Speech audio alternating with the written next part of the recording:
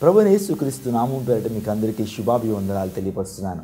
యేసే నిరీక్షణటువంటి కార్యక్రమాన్ని మీరందరూ చూస్తూ ఆధ్యాత్మికంగా మీరందరూ మేలు పొందుతున్నారని, మీరు రాస్తున్నటువంటి ఉత్తరాలను బట్టి, చేస్తున్నటువంటి ఫోన్ కాల్స్ని బట్టి, మీరు ఇస్తున్నటువంటి సహకారాన్ని బట్టి దేవుళ్ళు ఎంతగానో సంతోషిస్తున్నాను. ఈ కార్యక్రమంలో అనేకమైనటువంటి చారిత్రాత్మక ఆధారాలతో కూడినటువంటి అంశాలు మీరు వింటున్నారు. యేసుక్రీస్తు ప్రభు దైవత్వము, బైబిల్ యొక్క గొప్పతనము, యేసుక్రీస్తు ప్రభు వారు ఏ విధంగా అద్భుత కార్యాలు జరిగిస్తాడో, చరిత్రలో కొన్ని ప్రాముఖ్యమైన విషయాలు చెప్తూ వాక్య సందేశాన్ని మేము ముందు ఉంచుతున్నాను. ఇప్పటికీ అనేక మంది ఈ కార్యక్రమాన్ని చూస్తున్నారు. అన్యూహ్యమైనటువంటి స్పందన ఈ కార్యక్రమానికి వస్తుంది. అందును బట్టి సమస్త మహిమ, ఘనత, ప్రభావాలు యేసుక్రీస్తు ప్రభు వారికే చెల్లునుగాక. ఈరోజు ఒక ప్రత్యేకమైన అంశాన్ని మీతో బోధించడానికి ఇష్టపడుతున్నాను. బైబిల్ అనేది ఒక మత పుస్తకం కాదు, అది విజ్ఞాన పుస్తకము అని చెప్పడానికి కొన్ని ఆధారాలతో మీ ముందుకు రావడానికి ఇష్టపడుతున్నాను. చాలామంది అంటారు బైబిల్ అనేది ఒక మత పుస్తకం అండి, అదొక రిలీజియస్ బుక్, అదంతా కూడా ఒక మిథాలజీ అని చాలామంది అంటుంటారు. కానీ బైబిల్ గ్రంథంలో చాలా చరిత్ర ఉంది, బైబిల్ గ్రంథంలో చాలా విజ్ఞానం ఉంది. ఈనాటి సమాజంలో చాలామంది శాస్త్రవేత్తలు గొప్ప స్థానానికి వచ్చారు. ఈరోజు నా శాస్త్రవేత్తలు ప్రజలందరి చేత గౌరవించబడుతున్నటువంటి వారు. ప్రజలందరూ కూడా ఒక రకంగా చెప్పాలంటే ప్రస్తుత సమాజంలో సైంటిస్ట్ ఈజ్ ఎ గాడ్, శాస్త్రవేత్తే దేవుడిగా చలామణి అవుతున్నటువంటి పరిస్థితుల్లో మనం జీవిస్తున్నాం. శాస్త్రవేత్తకి ఇచ్చినటువంటి విలువ మరొక వ్యక్తికి ప్రపంచం ఇవ్వట్లేదు. ఎందుకంటే శాస్త్రవేత్తలు కనిపెట్టినటువంటి ఆ యొక్క పరిశోధనలు కావచ్చు, శాస్త్రవేత్తలు కనిపెట్టిన ఆ వస్తువులు మన జీవితాన్ని చాలా సుగమం చేస్తున్నాయి. చాలా కంఫర్టబుల్గా మనం బ్రతకడానికి శాస్త్రవేత్తలు కనిపెట్టినటువంటి ఆ వస్తువులే మన యొక్క జీవితాన్ని శాసిస్తున్నాయి అనటంలో సందేహం లేదు. శాస్త్రాన్ని ఏమీ తప్పు పట్టలేదు, శాస్త్రవేత్తలను నేనేం తప్పు పట్టట్లేదు. సైన్స్ కూడా మనకు కావాల్సిందే. నిజంగా ఒక మాటలో చెప్పాలంటే ఈ సైన్సే మన యొక్క జీవితంలో దేవుణ్ణి తెలుసుకోవడానికి అది ప్రత్యేకమైన సాధనంగా ఉంటుందంటంలో ఏ విధమైన సందేహం లేదు. ఐన్స్టీన్ అంటాడు, సైన్స్ తెలిసిన ప్రతి వ్యక్తి కూడా దేవుని యొక్క మనుగడను తెలుసుకుంటాడు, దేవుడు ఎవరో తెలుసుకుంటాడు అనేటువంటి వాస్తవాన్ని ఐన్స్టీన్ చెప్పినటువంటి విధానాన్ని మీకు జ్ఞాపకం చేస్తున్నాను. ఈరోజు బైబిల్ అనేది ఒక మత పుస్తకం కాదు, అది విజ్ఞాన పుస్తకం అని చెప్పడానికి ఇష్టపడుతున్నాను. చూడండి, బైబిల్ గ్రంథంలో యోబు గ్రంథము అనేటువంటి గ్రంథం ఉంది. ఆ గ్రంథంలో దేవుడు విజ్ఞానాన్ని అంతా కూడా యోబు గ్రంథంలో దాచిపెట్టాడు, పరిశుద్ధాత్మ దేవుని ద్వారా రాయించి పెట్టాడు. యోబు గ్రంథంలో అనేకమైనటువంటి శాస్త్ర విజ్ఞానం అంతా కూడా మనం చూడగలుగుతాం. ఈరోజు కొన్ని ప్రాముఖ్యమైన విషయాలు మీతో బోధించడానికి ఇష్టపడుతున్నాను. బైబిల్ గ్రంథం అనేది ప్రతి వ్యక్తి కూడా నిత్యత్వాన్ని సూచించేది. బైబిల్ అనేది 5 అక్షరాలను కలిగి ఉంది. బైబిల్ అనేటువంటి ఇంగ్లీష్ మాటలో 5 అక్షరాలు ఉన్నాయి. BIBLE అనేటువంటి మాటకు ఒక దేవుని సేవకుడు ఇచ్చినటువంటి నిర్వచనం ఏంటంటే, behold it brings life eternal is called Bible. Bible అంటే ఏంటంటే నిత్యత్వాన్ని పట్టుకున్నది కాబట్టి ఇదే బైబిల్ అనేటువంటి వాస్తవాన్ని తెలియజేశాడు. నిజమేనండి, ఈ ప్రపంచంలో చాలా మత గ్రంథాలు ఉన్నాయి, కానీ ఏ మత గ్రంథం కూడా ఒక వ్యక్తిని పరలోక రాజ్యానికి తీసుకెళ్లేటువంటి అనుభవాలు మనం చూడలేం. బైబిల్ గ్రంథము చాలా స్వచ్ఛమైనటువంటి సువార్తను అందించింది. ఒక వ్యక్తి పరలోక రాజ్యానికి చేరుకోవాలంటే ఏం చేయాలో బైబిల్ గ్రంథమే ఒక వ్యక్తికి మార్గదర్శకత్వాన్ని సూచించింది. సమానత్వాన్ని పెంపొందిస్తున్నటువంటి గ్రంథము, ప్రపంచానికి సమానత్వాన్ని చెప్పినటువంటి గ్రంథము బైబిల్ గ్రంథం. చాలా మత గ్రంథాలు ఉన్నాయి, ప్రతి వ్యక్తిలో కూడా అసమానతను సృష్టించింది చాలా గ్రంథాలు. కానీ కేవలం బైబిల్ గ్రంథం మాత్రమే మనుషులందరూ ఒకళ్ళే. Human beings are the image and likeness of God. ప్రతి మానవుడు కూడా దేవుని యొక్క సృష్టే, దేవుని యొక్క చేతి పని అని బైబిల్ గ్రంథం చెప్తుంది. ఒకసారి కులదీప్ నాయర్ అనేటువంటి ఒక జర్నలిస్ట్ మదర్ తెరీసా దగ్గరికి వెళ్ళాడు. ఆమె ఏం చేస్తుంది, ఆమె ఎటువంటి పరిచయం చేస్తుంది అని ఆమె దగ్గరికి వెళ్ళినప్పుడు, ఆమె అపాయింట్మెంట్ కోసం ఆమెతో కాసేపు మాట్లాడడానికి ఆ జర్నలిస్ట్ వెళ్ళినప్పుడు ఆమె లోపలేదో పనిచేస్తూ ఉంటుంది. అటువంటి టైంలో ఆ కులదీప్ నాయర్, ఆ జర్నలిస్ట్, ఆమె ఉన్నటువంటి గది దగ్గరికి వెళ్ళి తలుపుని ఇలా తోసినప్పుడు తలుపు తెరవబడుతుంది.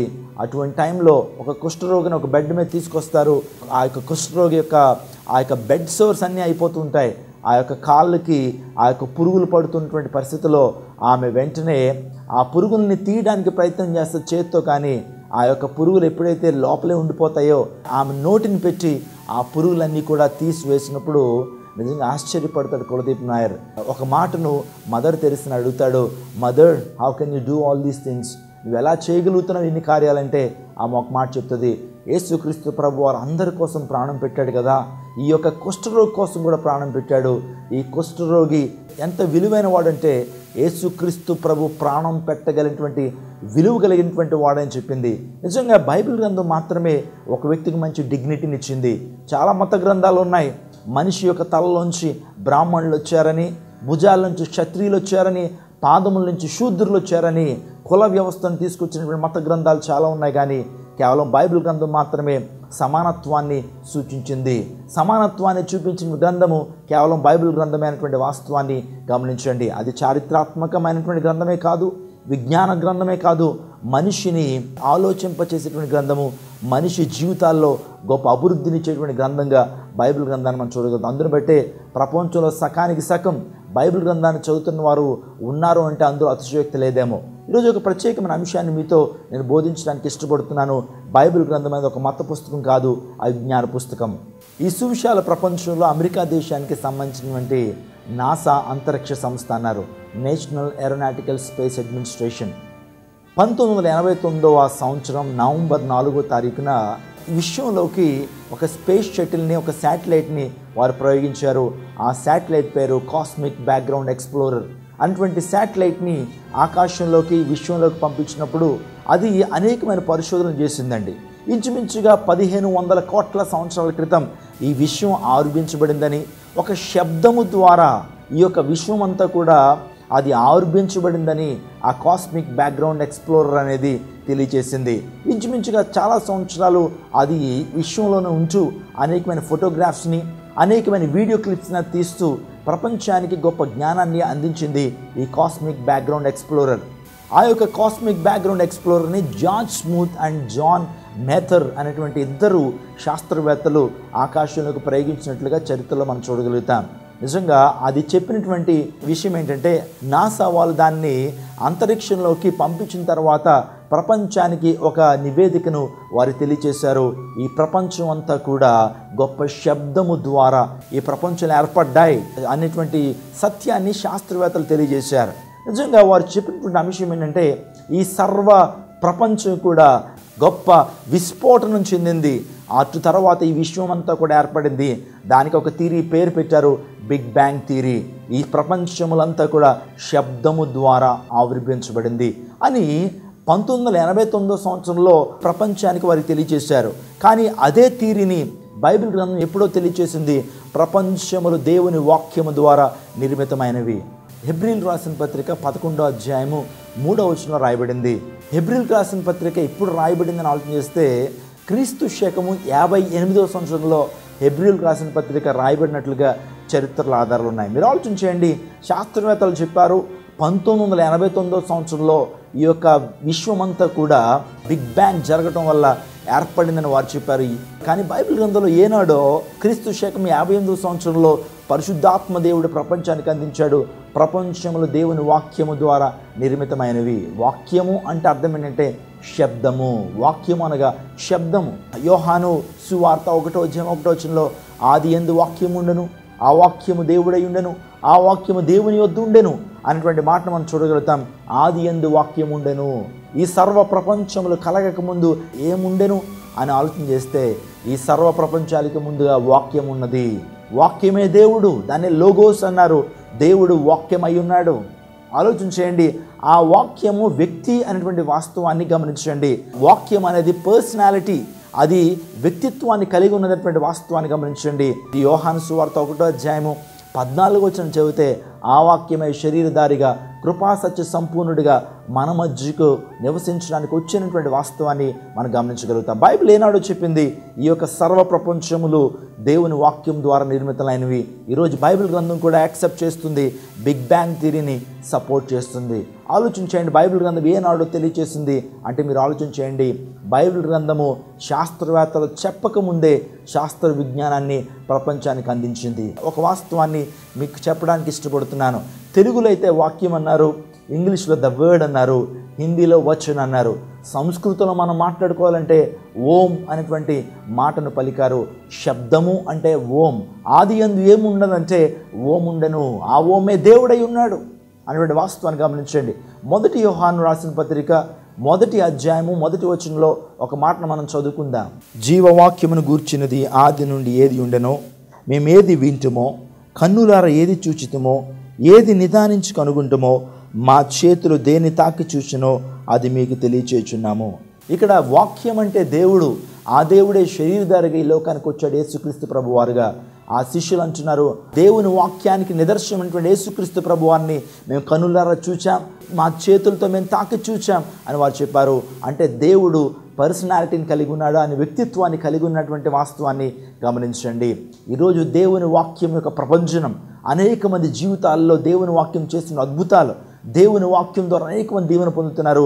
శాస్త్ర విజ్ఞానం చెప్పకముందే బైబిల్ గ్రంథం ఏనాడు చెప్పింది, సర్వ ప్రపంచంలో దేవుని వాక్యము ద్వారా నిర్మితమైనని. ఆలోచించేయండి, దేవుని వాక్యం ఎంత శక్తి కలిగిందో, దేవుని వాక్యంలో ఎంత విజ్ఞానం ఉందో మీరందరూ తెలుసుకోవాలని ప్రభుపేట మీకు మనం చేస్తున్నాను. రెండవదిగా క్రీస్తు శకము 1648 సంవత్సరంలో సర్ ఐజాక్ న్యూటన్ అటువంటి శాస్త్రవేత్త భూమి శూన్యంలో వేలాడుతుందని సర్వప్రపంచానికి ఆ సత్యాన్ని తెలియచేశాడు. ఈ ఐజాక్ న్యూటన్ ఎవరని ఆలోచన చేస్తే, నిజంగా ఒకసారి ఈ వ్యక్తి యాపిల్ చెట్టు కింద కూర్చున్నప్పుడు యాపిల్ పండు కింద పడింది. ఎందుకు కింద పడింది అని ఆలోచన చేశాడు. తన పరిశోధన చేయగా భూమికి ఆకర్షణ శక్తి ఉంది, గ్రావిటీ ఉంది, ఆకర్షణ శక్తి ఉంది. గ్రావిటేషనల్ లాస్ని ఈ ప్రపంచానికి అందించాడు.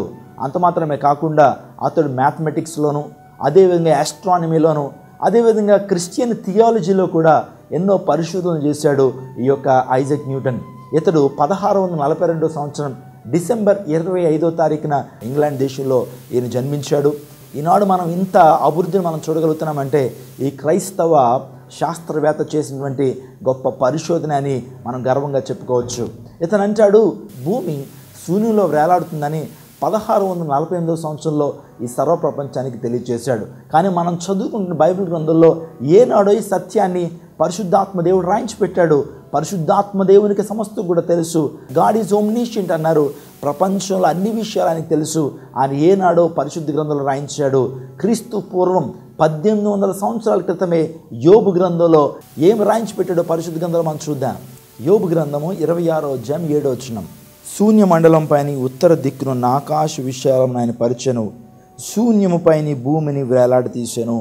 అంటే శూన్యము పైన భూమి వేలాడదీయబడినటువంటి వాస్తవాన్ని పరిశుద్ధాత్మ దేవుడు క్రీస్తు పూర్వం 1800 సంవత్సరాల క్రితమే యోబు గ్రంథంలో రాయించి పెట్టాడు.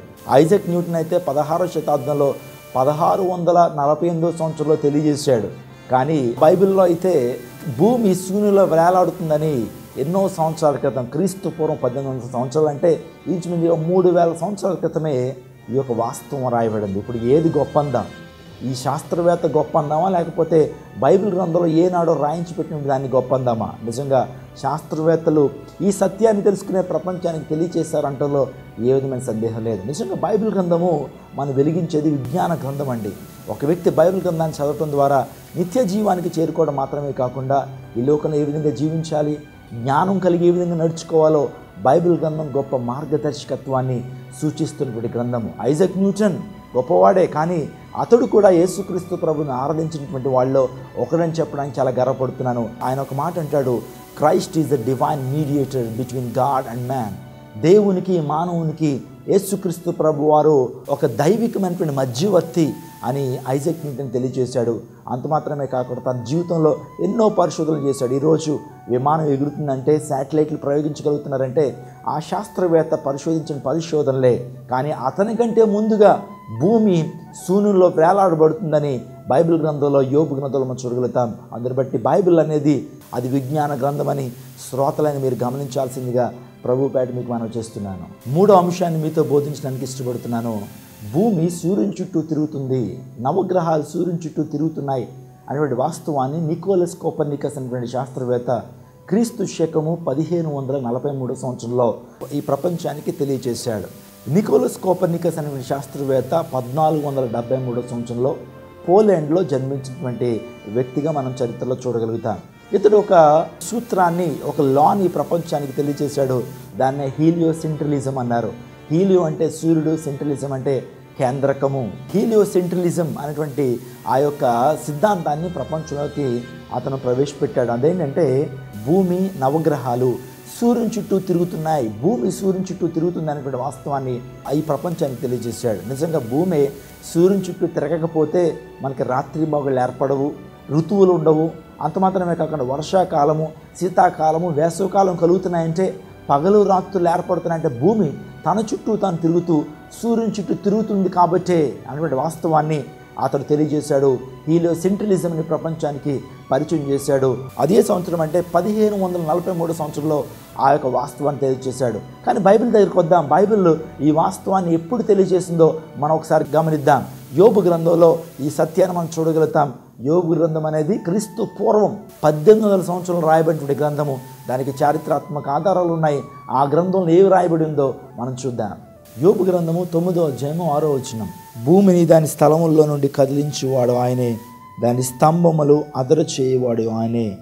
భూమిని దాని స్థలముల్లో నుండి కదిలించేవాడు ఆయనే. భూమి కదులుతుంది అనే వాస్తవాన్ని దేవుడు ఏనాడో తెలియజేశాడు. భూమి కదులుతుంది. పూర్వం అనుకునేవారు భూమి కదిలితే మానవులు ఎందుకు కదలట్లా, భూమి కదిలితే చెట్లు పర్వతాలన్నీ కదలాలి కదా అని చాలామంది అనుకుంటుండేవారు. కానీ భూమి కదులుతుంది కాబట్టే రాత్రింబవళ్ళు మనం చూడగలుగుతున్నాం. ఈ యొక్క ఋతువులు మనం చూడగలుగుతున్న వాస్తవాన్ని మీరు గమనించాలి. సైన్స్ ఒప్పుకుంటుంది ఈరోజు భూమి చుట్టూ తాను తిరుగుతూ సూర్యుని చుట్టూ తిరుగుతున్నటువంటి వాస్తవాన్ని మనం గమనించగలం. బైబిల్ ఏనాడో తెలియజేసింది భూమి కదులుతుంది, భూమి సూర్యుని చుట్టూ తిరుగుతుంది అనేటువంటి వాస్తవాన్ని బైబిల్ తెలియజేసింది. గమనించండి, బైబిల్ యొక్క గొప్పతనాన్ని మీరు తెలుసుకోవాల్సిందిగా ప్రభుపేట మనం చేస్తున్నాం. ఇప్పటి వరకు బైబిల్ గ్రంథం ఒక మత పుస్తకం అని, బైబిల్ గ్రంథం అనేది తక్కువ కులస్తులు చదువుకునేదని, బైబిల్ గ్రంథం అనేది చదువు రానటువంటి వారు అంటరాని వారు చదువుతారని అనుకుంటున్నావా? గమనించు, ప్రపంచంలో 100కి 90% శాస్త్రవేత్తలందరూ కూడా బైబిల్ ఫాలోవర్స్ అనేటువంటి వాస్తవం నీకు తెలుసా? బైబిల్ గ్రంథంలో ఎంతో విజ్ఞానం ఉంది. బైబిల్ గ్రంథం ఒక వ్యక్తి నిత్య జీవానికి నడిపించేది మాత్రమే కాకుండా ఈ లోకంలో ఏ విధంగా జీవించాలో, జ్ఞానంగా ఏ విధంగా బ్రతకాలో ఈ యొక్క బైబిల్ గ్రంథం మనుషులకు తెలియచెప్పేటువంటి గ్రంథం అని నువ్వు గమనిస్తే గొప్ప స్థానానికి నువ్వు చేరుకుంటావు. పరమార్థాన్ని నువ్వు తెలుసుకోగలుగుతావు. 3 విషయాల గురించి మనం ధ్యానం చేశాం. క్రీస్తు పూర్వం 1800 సంవత్సరాల క్రితం యోబు గ్రంథం రాయబడింది. హెబ్రీయులకు రాసిన పత్రిక క్రీస్తు శకము 56వ సంవత్సరంలో రాయబడినట్లుగా మనం చరిత్ర ఆధారాలు బైబిల్ గ్రంథంలో చూడగలుగుతున్నాం. ఈరోజు చూడండి, బైబిల్ గ్రంథము మనందరిని వెలిగింపు చేసేది. నీ వాక్యమే నన్ను బ్రతికింప చేస్తును, నా బాధల్లో అదే నాకు నెమ్మదినిచ్చాను. నీ వాక్యమే నా పాదముకు దీపమును, నా త్రోవకు వెలుగునై ఉన్నది. ఈరోజు దేవుని వాక్యాన్ని మనం చదవటం ద్వారా, దేవుని వాక్య ప్రకారం మనం జీవించడం ద్వారా ఒక వ్యక్తి ఉన్నతమైన స్థానానికి చేరుకుంటాడు. ఈ ప్రపంచంలో అనేక మంది దేవుని వాక్యాన్ని వారు చదివి దాని ప్రకారం నడుచుకోవడం ద్వారా ఈ యొక్క లోకంలో ఉన్నతమైన స్థానానికి చేరుకున్నారు. పరలోక రాజ్యానికి వారు చేరారు. ఆలోచించండి, చాలా మత గ్రంథాలు ఉన్నాయి, కానీ బైబిల్ గ్రంథం అనేది ఒక ప్రత్యేకమైన స్థానాన్ని ఆక్రమించినటువంటి గ్రంథము. బైబిల్ గ్రంథంలో ఎంతో సత్యం ఉంది. నీ వాక్యమే సత్యం అంటాడు భక్తుడు. నిజంగా దేవుని గ్రంథంలో ఆది కాండం నుంచి ప్రకటన గ్రంథం వరకు అన్ని వాస్తవాలు రాయబడ్డాయి. బైబిల్ గ్రంథం అనేది చరిత్రకు ఆధారమైనటువంటి గ్రంథము, శాస్త్రీయమైన రుజువులకు ఆధారమైనటువంటి గ్రంథము. బైబిల్ గ్రంథంలో ఇది అసత్యం అని చెప్పడానికి ఏ అంశం కూడా లేదు. ఏదైతే జరిగిందో, ఏదైతే రాయబడిందో అదంతా కూడా వాస్తవము అనేటువంటి సత్యాన్ని మీరు గమనించాల్సిందిగా ప్రభుపేట మనం చేస్తున్నాను. నా మట్టుకు నా జీవితంలో బైబిల్ గ్రంథం ద్వారా అనేకమైనటువంటి పాఠాలు నేను నేర్చుకోగలిగాను. జీవితంలో జీవిత పరమార్థం ఏంటి, మానవుడు ఎందుకు బ్రతుకుతున్నాడు, మానవుడు ఎందుకు పుడుతున్నాడు, ఎందుకు చచ్చిపోతున్నాడు, మరణించిన తర్వాత జీవితం ఏంటి అని చెప్పేటువంటి గ్రంథము బైబిల్ గ్రంథము. నిజంగా బైబిల్ గ్రంథం ద్వారా ఒక వ్యక్తి నిత్య జీవాన్ని చేరుకుంటాడు. బైబిల్ గ్రంథం ద్వారా ఒక వ్యక్తి ఎవరు నిజదేవుడు, ఎవరులో దైవత్వం యొక్క సర్వ పరిపూర్ణత నెరవేర్చబడింది, ఈ లోకపు ఆరంభం ఏ విధంగా ఉంది, సృష్టి ఆరంభము సృష్టి ముగింపు ఏ విధంగా ఉండబోతుందో బైబిల్ గ్రంథంలో సూటిగా మనం చూడగలుగుతున్నాం. బైబిల్ గ్రంథం అనేది వెలిగింప చేసేది. అందుని బట్టే బైబిల్ గ్రంథము ఇంచుమించుగా 4 సార్లు గిన్నిస్ బుక్ ఆఫ్ వరల్డ్ రికార్డ్స్లో నమోదు చేయబడిందంటే బైబిల్ గ్రంథం యొక్క గొప్పతనాన్ని మీరు తెలుసుకోవాలి. ప్రతిదినం బైబిల్ చదువు, బైబిల్ ఏం చెప్తుంది దాని ప్రకారం నీ జీవితాన్ని జీవించు. తద్వారా దేవుడు ఉన్నతమైన స్థానానికి నడిపిస్తాడు. బైబిల్ నిన్ను వెలిగింపు చేస్తుంది, ఉన్నతమైన స్థానానికి నడిపిస్తుంది. ప్రతిదినం కూడా బైబిల్ చదవండి. ఈ కార్యక్రమాన్ని చూస్తున్న ప్రతి ఒక్కరు కూడా బైబిల్ గ్రంథం మీద సుస్థిరమైన నమ్మకాన్ని పెట్టుకోనండి. తద్వారా దేవుడు మీ జీవితంలో గొప్ప కార్యాలు జరిగిస్తాడు. మీ జీవితంలో మిమ్మల్ని ఆశీర్వదిస్తాడు, అనేక మందికి ఆశీర్వాదకరంగా చేస్తాడు. ఈ లోకంలో సంతోషంగా ఉంటావు, నువ్వు చనిపోయిన తర్వాత కూడా నిత్య రాజ్యానికి చేరుకుంటావు. దేవుడు అటువంటి కృప మీకు ఇవ్వాలని మనసారా కోరుతూ మీ అందరి కోసం ప్రార్థన చేయడానికి నేను ఇష్టపడుతున్నాను.